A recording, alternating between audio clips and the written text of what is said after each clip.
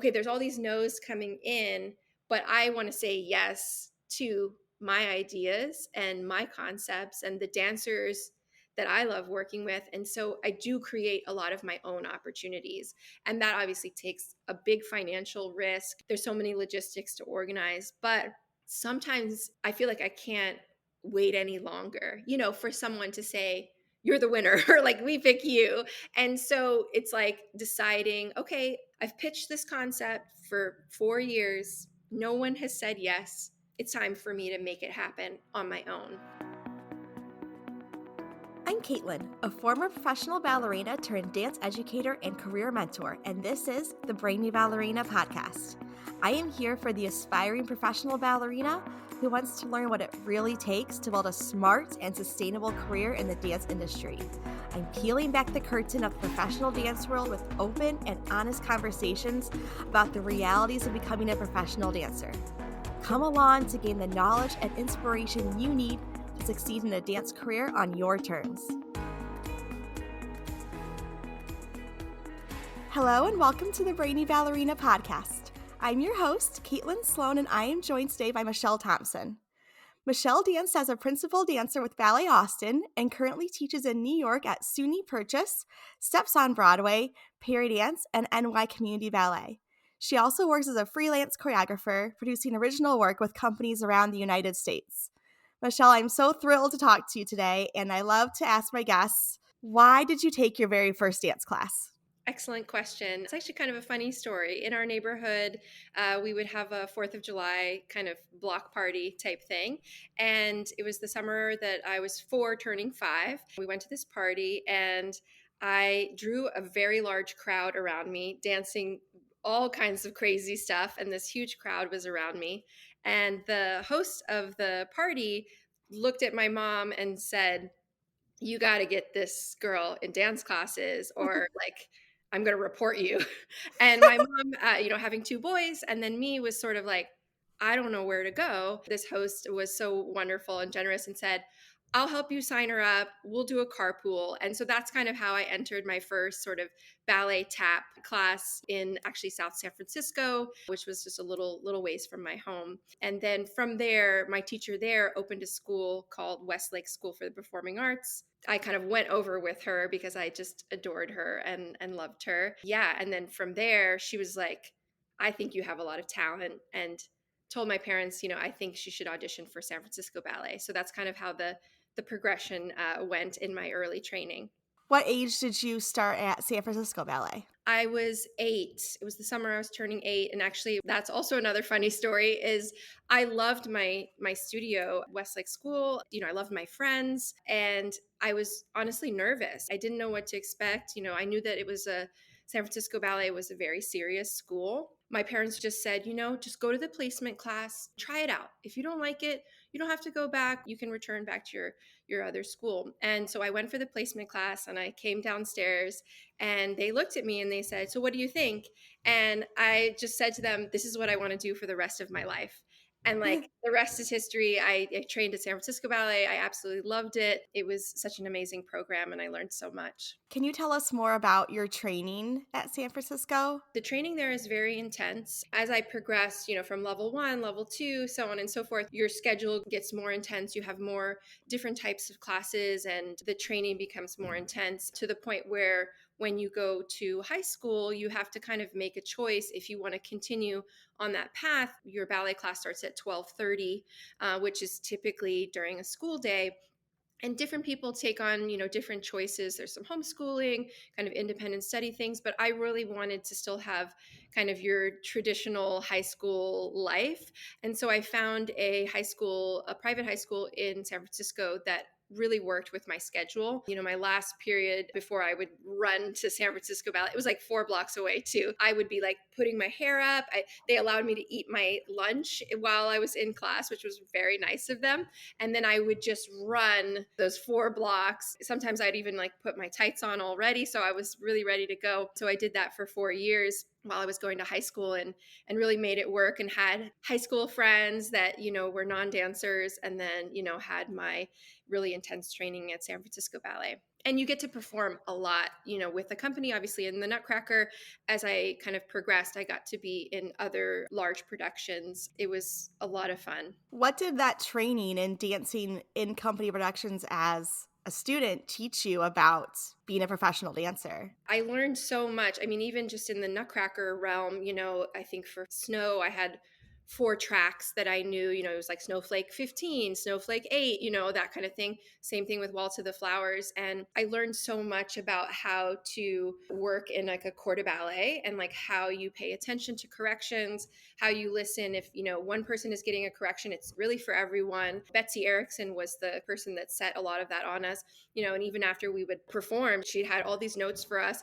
You need to be more, on time here, to just for everyone. And so I saw how important it was to really be in a corps de ballet, listen and breathe with your fellow dancers. I gained a lot of skills that then when I went to Ballet Austin, I felt extremely ready to dance in a corps de ballet. I was typically always in the front because I'm quite petite.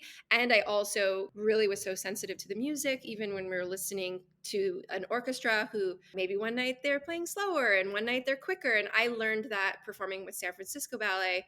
And then when I went to Ballet Austin, I was really ready for that. Can you tell us more about your transition from student to professional? Was there anything that really surprised you about that transition? My dream was San Francisco Ballet. And so, as I was progressing, this was sort of just like what I was hoping and looking for. But then as I got older, 16, 17, I realized, at the end of now it's a little different at San Francisco Ballet. I think they have a trainee program, but at the time there was only 8 levels. And I would see at the end of the 8th level, maybe one female would get selected, maybe not. And so I kind of started to realize, hey, maybe this isn't going to work. And I really want to dance professionally. So I need to really open up my horizons. And a friend of mine who was originally from Austin, she said, I think they would really love you there. And I think you should go to the audition. I'm so happy she said that, because Ballet Austin was truly a dream come true for me. And when I went, it was obviously challenging. You're learning kind of how to be in a company. This was right out of high school. So I didn't kind of I did go to college later, but I took the progression of right out of high school. I got my job with Ballet Austin, starting as an apprentice and then entering the company. I knew that it was going to be like hard work and all of these things. And I was really ready for that. But I think the thing that surprised me is that these people became my family. And they're still like, they feel like my sisters and my brothers. I had obviously lots of dance friends. Obviously, you create these amazing bonds when you're training, and, you have these dance friends that are for life. But, entering this company, and at the time, the company was only 20 people, apprentices usually like 8 to 10. So it's a smaller company. It's not like a large, San Francisco Ballet or New York City Ballet, but really, truly, these people became my family. And that was a really exciting surprise for me. 14 years I spent there. So I really grew up from age 18 and onward, and learned how to be an adult, take care of myself, budgeting, and all of those life skills that are so important. And I was, far from my family. So Ballet Austin became my family. How do you feel like you grew as an artist during those 14 years? I grew a lot. I think I came in with extremely strong classical ballet technique. And obviously, when I was dancing with Westlake, and I still did guesting with them, I did more contemporary and more variety of style. So I had that skill set.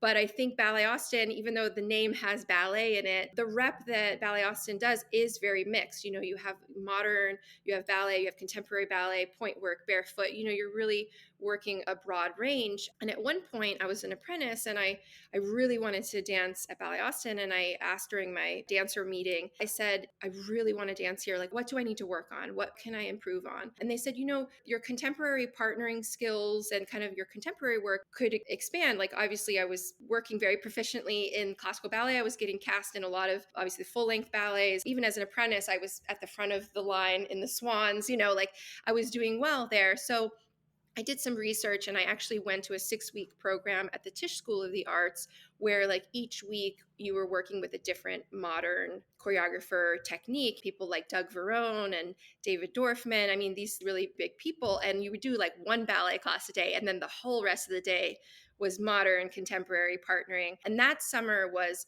very amazing for me. I learned a lot. And that was obviously not at Ballet Austin, but I said, I need to seek out this additional training to like boost what I already have. I came back after that, sort of shared with them what I learned. And then there was this woman coming, Dawn Wood, who was setting Vespers by Ulysses Dove, which is an incredible piece. And they said, this is for the company women. It's 8 women. And I was an apprentice still at the time. And they said, but we want you to go and learn it. This will kind of piggyback on what you've already learned this past summer at Tisch. And so I went to the first day and I was like, I have nothing to lose. And so I just like went all out. I was just like, I have nothing to lose. I'm going to be an understudy. It's going to be a great experience. Like, let's go. Next day, my name is on the cast list with like the company members who've been there for like 10, 15 years. And I'm like, this is a mistake. And it wasn't. She wanted me, and I was one of the 8 women. And it showed me just don't hold back. Even if you think, oh, this is my first year in this company, or, oh, I'm auditioning and I don't know, like, there's nothing to lose by like really going all out. And I think that like sometimes doubt and fear and all of these things play into that. But that moment was like, wow, okay, I did this. And then after that, I got to understudy the other work that was in the program. And that's another thing. I think understudying is so important. We sometimes as dancers go, oh, this is such a bummer. I'm understudying. Like, this isn't important. But then I have a lot of understudying stories where like I came through and I did a great job. So this same show, I was understudying 8 different female tracks. I was the only understudy. And someone tore their hamstring. And I went on crazy solos, crazy partnering. And I did all of that as an apprentice, the only apprentice in the show, dancing in Vespers, and then understudying last minute going in. And then the next week I was offered my contract. That hard work is so important. And then also being in the right place at the right time is also important, but like being ready. And throughout my career at Ballet Austin, it was like that hard work and that consistency was something that I was known for, and it did pay off. So that was like the big transition from being at San Francisco Ballet, then being an apprentice, which is still kind of this in-between zone, and then getting into the company. So lots of fun lessons and lots of hard work. Mm-hmm. What do you think led to your longevity during your time with the company? I know that you mentioned the hard work and the consistency. Can you elaborate on that, or was there anything else? Yeah, absolutely. I mean, I think having balance in your life is really important. And I think I had a lot of passion, lots of hard work. I put in the time, but I also made sure that, there was these other things I was interested in outside of the studio, and cultivating friendships and supportive networks. It does help you last a little longer. It does help burnout and things like that. So, I also did a yoga training. I became a yoga teacher. That was a part of my life that I really loved. I had friends through that training. I taught in really different environments, meeting lots of different people, and I love teaching. But teaching dance and teaching yoga are different skill sets. So having these other kind of outside things that I loved was really, really wonderful. And I think also I did start choreographing early on during my time at Ballet Austin, and I was choreographing, for schools in San Antonio. I choreographed a little bit for the Ballet Austin Academy. And I think it was important for me to have this other kind of creative juices that really kind of excited me and kept me going. I was very fortunate. I didn't have a lot of injuries, but I did have one ankle surgery that I missed the end of a season, and then I recovered over the summer. But during that time, I was very active with my choreography projects. And I think that kept me mentally in a positive place, because it's so easy when you get injured to feel like this is forever and I'm never going to come back, and they're going to forget about me, and all of these types of things. And similarly, I was pregnant and came back to dancing with both of my boys. Similarly, I was very active. I was allowed to teach. I helped set things. I was doing all kinds of stuff. I even took a job with a former Ballet Austin dancer. She's an interior designer, Lisa, and I worked for her as an assistant while I was pregnant. So I definitely kept it broad, but obviously was always focusing on dance. But these other things kind of helped me just have this whole perspective of life and that there's so much there. Do you have a favorite role that you danced during your professional career? Yes, a few. That's hard to narrow it down. I'd Mhm. say in the classical ballet realm, I got to do Kitri in Don Q, which is such a demanding, such a fun role. And it was definitely a breakout moment for me. So Ballet Austin is an ensemble company. Sometimes you're a lead, sometimes you're in the core, and it mixes up.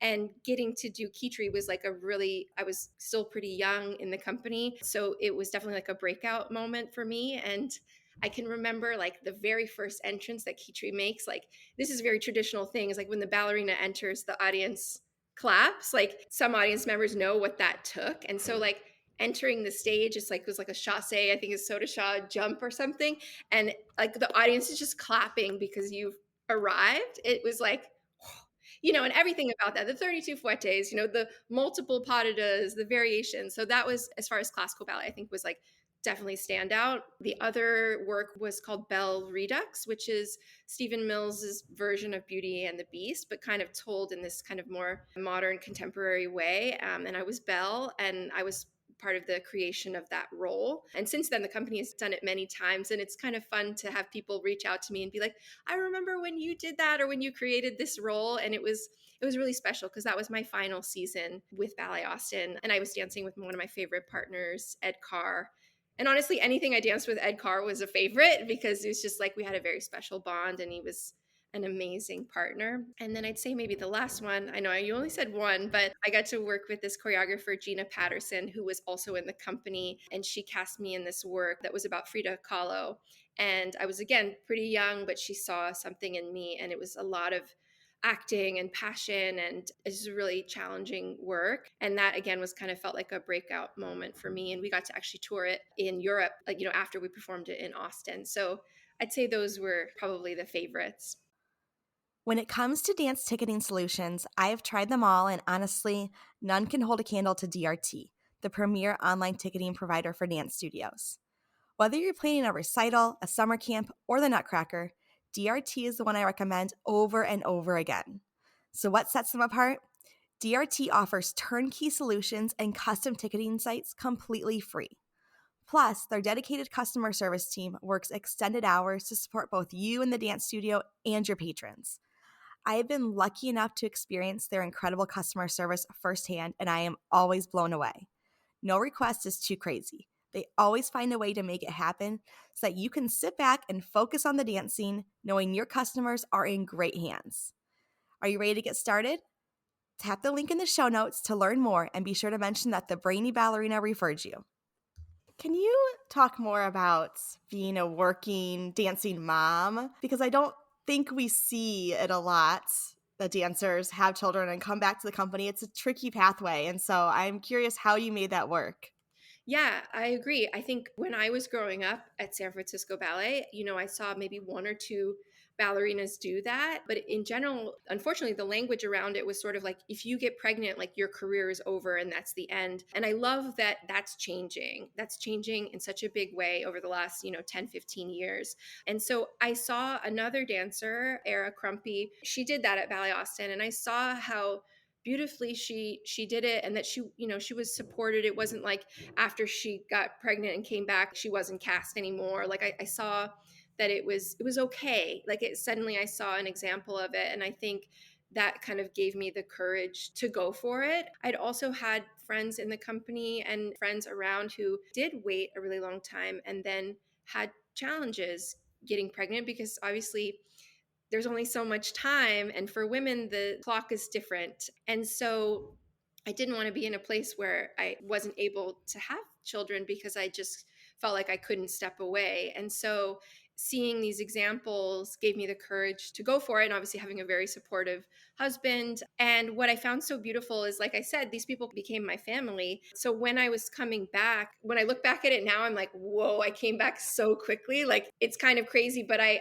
wanted to get back and make it work. But there were so many things, like with my second son, I did a nanny share with two other moms in the building who were working admin and in the offices at Ballet Austin. But, my son was like right there in the building. I literally would like pump milk and like throw the milk to my friend Orlando, and he would like run it upstairs, like, and then I would be like a swan. You know what I mean? Like, it was just, these people like really helped make it work. And, my husband was enormous in just making this work. And you get this like network of childcare help, like especially when you're performing in the evening. But you also look for these places where, like, I knew every summer we weren't in season. Like at Ballet Austin would be like August, September until May. So I was always like, okay, yes, these couple of months are going to be really difficult, and then I'll have this time, to kind of like soak up that part of it. It's challenging. It takes a lot of time management.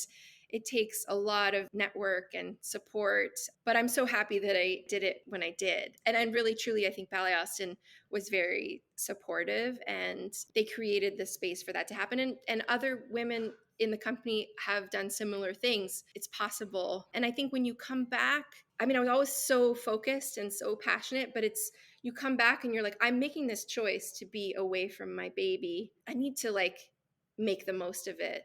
And then when rehearsal's over, it's like, okay, we're not going to have any mental gymnastics about how that day went. Now I'm with my baby, and like, this is our time together. So I think it did somehow, like, it changes perspective a little bit, when you're in it and then when you're stepping out of it. Yeah, I love you mentioned the logistics part of it, because I think a lot of people think about the physical part, which is obviously huge coming back from Mm. a pregnancy. But one thing I didn't really realize until I became a mom was just how difficult the logistics were to try to figure out. It's just complicated. So I'm glad that you mentioned how you made that work too, because that I feel like is definitely a hurdle people can't see a pathway through. Yeah, absolutely. And I think it takes a lot of planning, and you work like, okay, they're going to go to this daycare, and then you're going to do the pickup. And then sometimes they get sick, and it's like, it becomes a whole other challenging thing. And then you're like calling your resources, hey, can you come so that I can go to rehearsal? You know what I mean? And it becomes a little bit of a juggling act. And I'd say the earlier years are much more challenging. It does get easier. Now my boys, they walk to and from school on their own, and like, they're much older, and so they have more independence. But when they're babies, it's like every moment needs to be like, they need to be taken care of. So yeah, it does become a logistic thing. And I'm helping a lot of moms now who are like, can you give me babysitter recommendations? Like, I got the people, you know what I mean? And Yeah. it's nice to be able to help moms who are now at that stage of baby, toddler, and supporting them. Yeah. How did you know when it was time to transition from your performing career into the next stage? Yeah, that's a great question. So in 2015, when I retired from Ballet Austin, I honestly didn't want to go. I loved it. I loved it. But when I met my husband, he was working at IBM, and then he went to do his master's and PhD. And he honestly could have gone anywhere in the United States, but he went to University of Texas, which is in Austin, so that I could keep dancing at Ballet Austin. And so when he finished his PhD, which was a very long journey, which is okay for me because it meant that I was at Ballet Austin for longer. He was like, okay, I'm starting this job search. And, he got some interviews in some places in Chicago, places in New York. And he's sort of like, should I go for them? And I said, it's my turn to be flexible and to potentially make a change. So yeah, shoot for the stars, go for it. I've really been able to fulfill my dream at Ballet Austin. And so he went for a job interview in New York, and he got it, and it was like the dream spot. And so we made that decision to go for it. He'd never really spent any time in New York, so he actually went before we did, just to kind of confirm, because some people love New York and some people don't like it. So he loved it. He loved the job. And so then I notified Ballet Austin, and obviously no hard feelings. They threw me like the most amazing retirement and video and cake. And it was just like a really special season, definitely bittersweet. But I knew that it was sort of the right time. And honestly, I had no chronic injuries. I had no bitterness. I was in such a good spot. So for me, I felt like I could tie up Ballet Austin in this like beautiful package and put a big bow on it and say like, this was such a beautiful time of my life, and just kind of hold it so close in my heart. And New York is a great place to go if you're an artist. It's like, there's so much happening. And so I thought, when I moved, I was like, okay, I'm just going to be choreographing. I'm just going to be teaching. Like, that's the focus. But then I became very depressed. honestly, my husband didn't even know what to do with me because I always had my Ballet Austin family, even when I was having a tough time. But dancing is like nourishment for me. It becomes like my meditation, it becomes everything.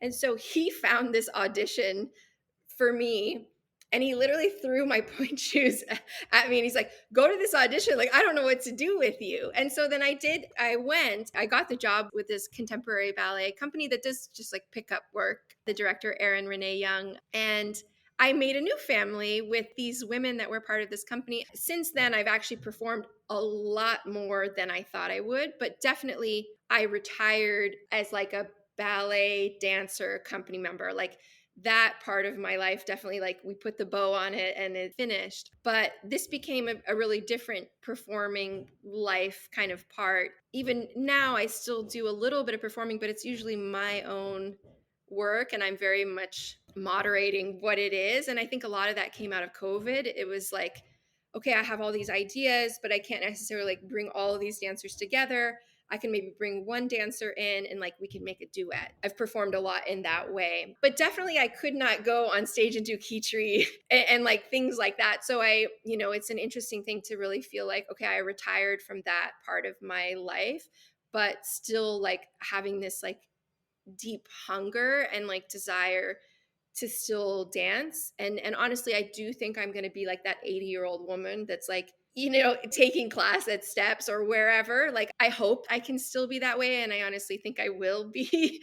It is a challenging decision point to say, okay, when am I saying goodbye to this part of my life? And some of it was due to circumstance, my husband's job, but I think it was like all the right timing, honestly. Yeah. You move to New York and you start doing all the things. What drew you to teaching and choreographing? Did it feel like a natural progression? What was that process?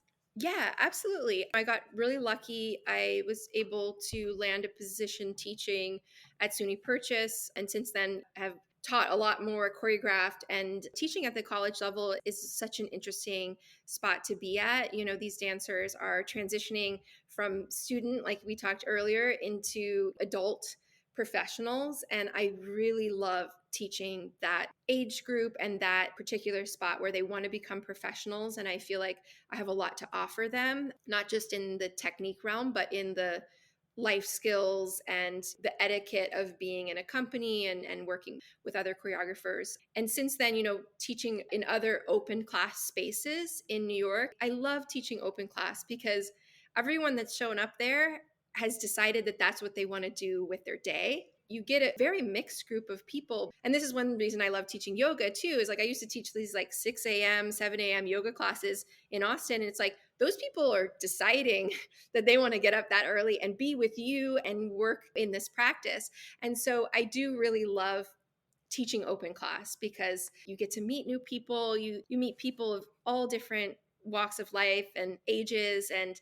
I find that very exciting. And as a teacher, I need to meet everyone where they are and create a class that is enjoyable, accessible, challenging, fun, all of these things. And so that has become something that I've just really loved. And then choreographing, I think, has always been in there. Like I think when I was like a little kid, I would create these shows and these fashion shows, and I would like charge people 25 cents, so that's always been there. And I think my time at Ballet Austin, I was so lucky because Stephen Mills did mentor me through my earlier parts of choreographing.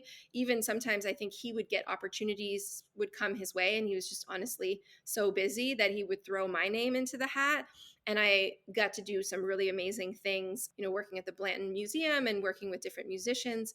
That was just a natural progression. Like, okay, now I'm in New York, which is just like an ocean of talented artists and theaters and spaces and opportunities. And so it just felt like the right time to really push to that next level for choreography. And you said that Stephen Mills recommends you for jobs. Did you explicitly say to him, like, I want to choreograph?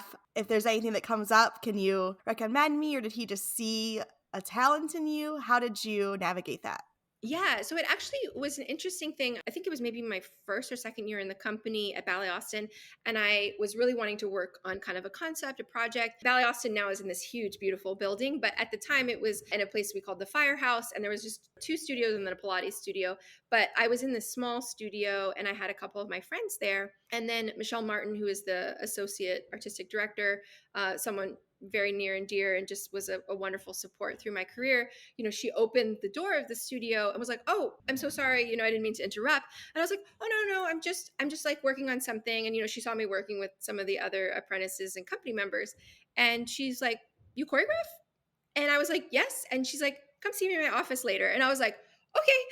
And so I went and saw her. And then she said she would like me to create a piece for the Ballet Austin trainees, which are now called the Ballet Austin Fellows. Things change. And so I created a piece for them. And then I also was teaching for the Ballet Austin Academy, created things for their like level 8 students. So then I think Stephen saw that I was doing a little bit of that and then was encouraging me to keep going. I think it was really important. Stephen was interested in us as humans and was encouraging of our other expertise and other interests. So I never felt like he saw me doing that and was like, okay, now she's not interested in dancing. It was all connected and it was all helping me grow. And honestly, now as a choreographer and someone who directs shows, and I directed a dance company in New York for 4 years, I now like see so much of the challenges that Stephen had or people of those director positions. Sometimes when you're a dancer you don't realize the logistics and the complications of so many things. So I think being on the flip side of it has shown me so much more about that director choreographer side. When you're choreographing, what inspires you? A lot of times I like to think about kind of human emotions and human conflicts or human experiences. And then I like in my choreography to see how I can kind of stretch those and elongate them and sort of expand on them in a dance form. So sometimes it starts with a very kind of simple idea. Sometimes it's a little bit more story based. It's like maybe based on something in my life and I'm kind of stretching it out. Sometimes it's connecting to the dancers lives and personalities and stories, and it's like, how do I draw that out? But a lot of times I'm really interested in like human emotions and human experiences, because I think all audience members can connect to that, and creating an experience that is accessible, an experience that maybe opens people up in new ways. I did create this piece called Armenian Voices. I'm half Armenian. There's connection to historical events, connection to family events, and it was about sort of educating the dancers, the audience, collaborators about Armenians, but not just seeing it, okay, these are Armenians, but how many other people, other groups of people have been affected or have had these types of things happen to them. So it was a way for me to share the Armenian experience, but also like, how does it connect to other groups of people, other events in history? So it ranges. And a lot of times I look at the environment and what I'm being asked, are there collaborators and all of those kinds of things. There is so much dancers need to learn as they pursue a professional dance career. It can be completely overwhelming. Where do you even start? With your intention.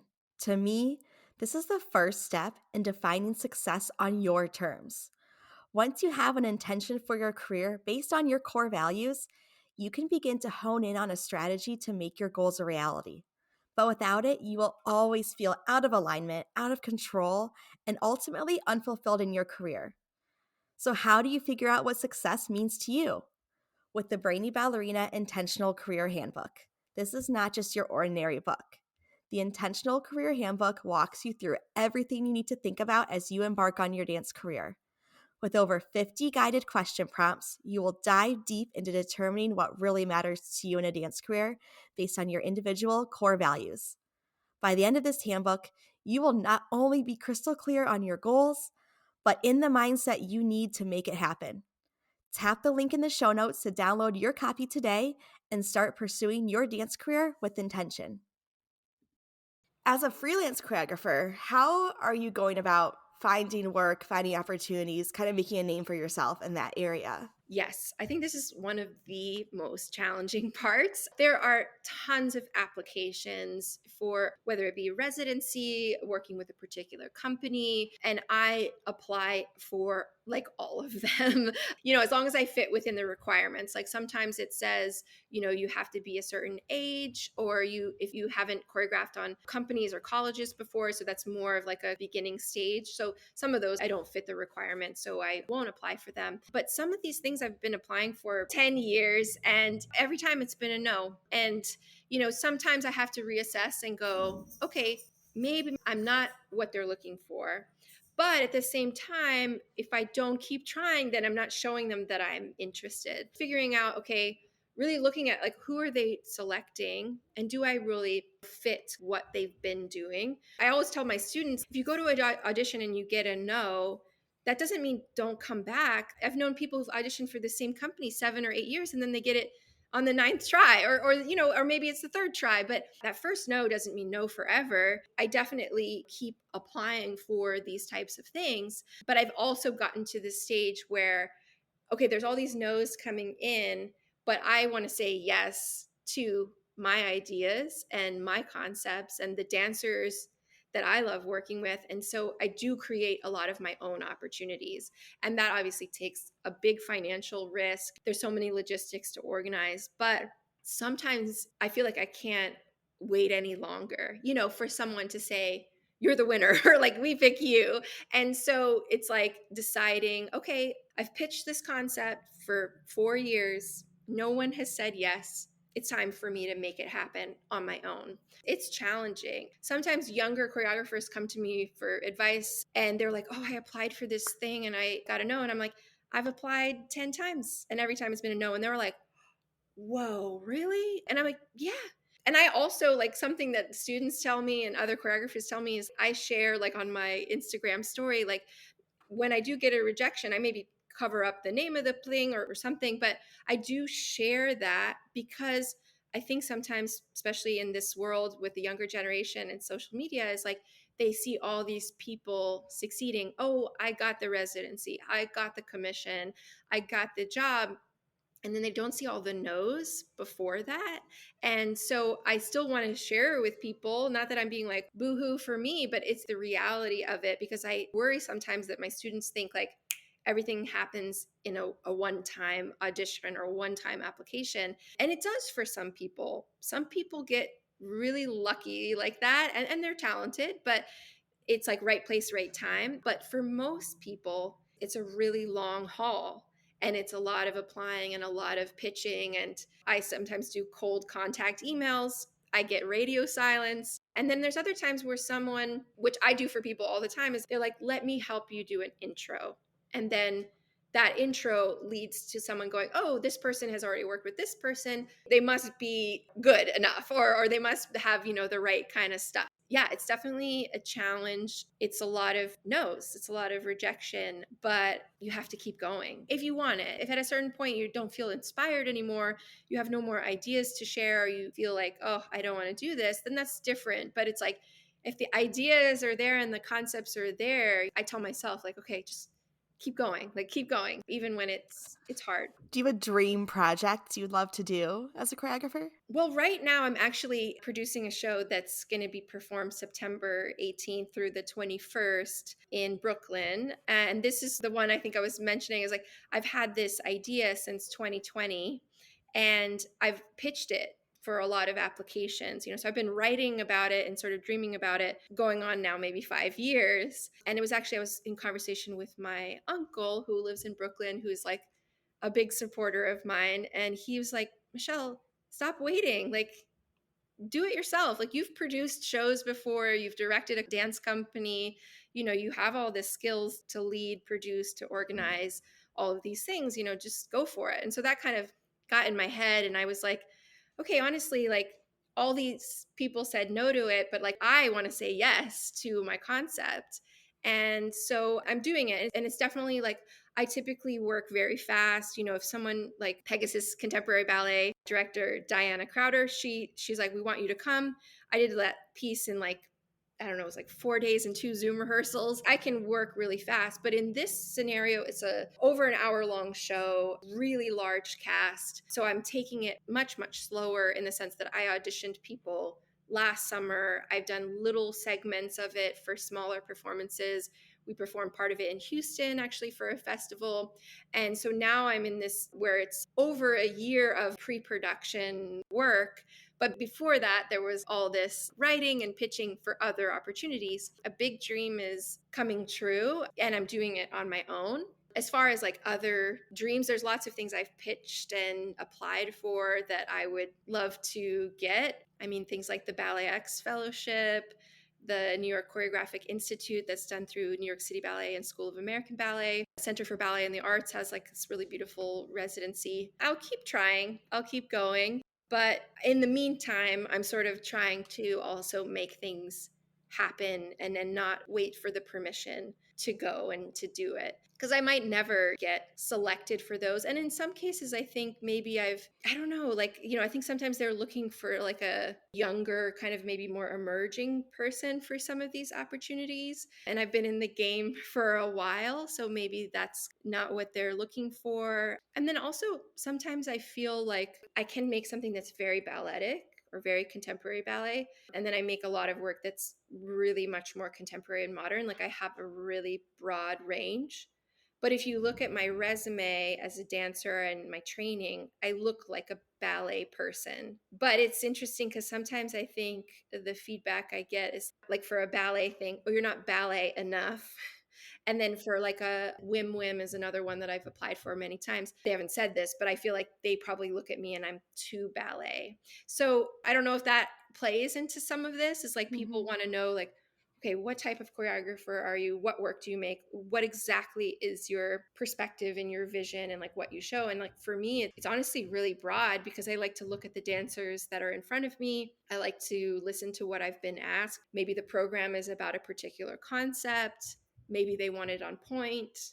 Maybe they don't care, so there's all these like things that come into play. But I'm happy that I have so many interests and then I can work in a lot of different styles because then I get to work with a broader variety of artists and dancers. Those could be reasons why I'm not getting selected, but some of it I think is there's like hard work and talent, but also like luck definitely Mm. plays into the mix. Yeah. Well, and I love that you share that because I think anyone looking at your resume would be shocked to hear that you're hearing no still. Yeah.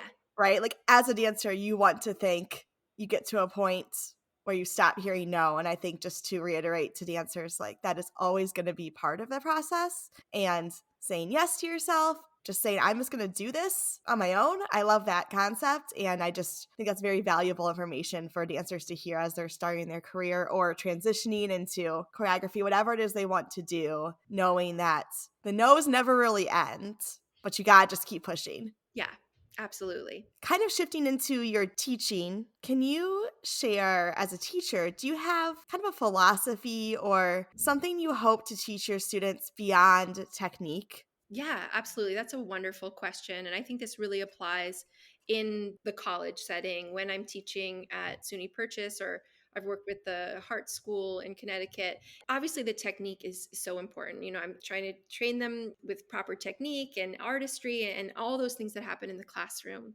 But outside of the classroom and the ways in which I guide them and hopefully teach them is there's all these other elements that will help you get a job and will help you keep a job. Things like consistency. I think this is like one of the most important things is consistency. And I find that as a choreographer, like I would rather have someone in the room who is consistent as far as their performance, showing up on time, their presence, their attitude, all of that, and maybe be a little less talented than someone who is super talented but shows up late, maybe gives a lot of energy in one rehearsal and then no energy in the next rehearsal. Consistency is something I believe really helped me in my career, and it's something that I find very helpful in a choreographic process. So this is something I share with my students.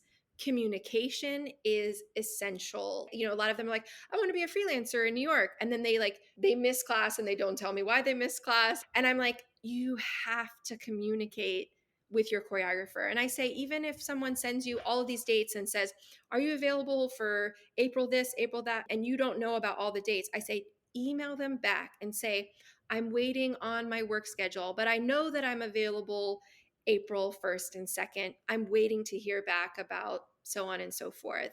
And they're like, really? But that doesn't have all the answers. And I'm like, choreographers wait and wait to like organize all of the puzzle pieces. I said, just even write back, say, I got your email.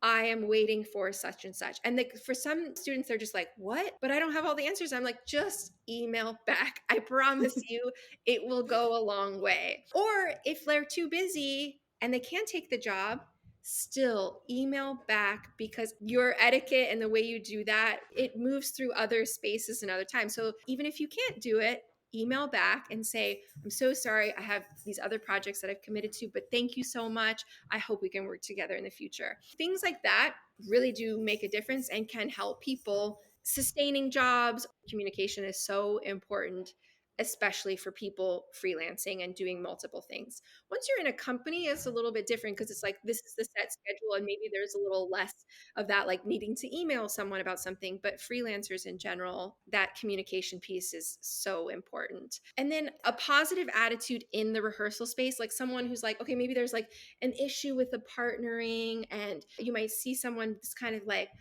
like not into creating a solution. And sometimes you see this with college students, is they're just like kind of not engaged in a positive way in the environment. And that can be really difficult, even if there's so much talent there.